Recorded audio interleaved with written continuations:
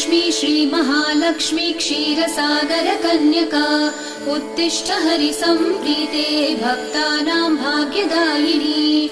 श्रीलक्ष्मी श्रीमहालक्ष्मी क्षीरसागरकन्यका उत्तिष्ठ हरिसम्प्रीते भक्तानां भाग्यदायिनी। उत्तिष्ठोत्तिष्ठ श्रीलक्ष्मी विष्णुवक्षस्थलालये उत्तिष्ठ करुणापूर्णे लोकानां शुभदायिनी। उत्तिष्ठोत्तिष्ठ श्रीलक्ष्मी विष्णुवक्षस्थलालये उत्तिष्ठ करुणापूर्णे लोकानां शुभदायिनी। श्रीपद्ममध्यवसिते वरपद्मनेत्रे श्रीपद्महस्तचिरपूजितपद्मपादे श्रीपद्मजातजननी शुभपद्मवक्त्रे श्रीलक्ष्मी भक्तवरदे तव सुप्रभातम्।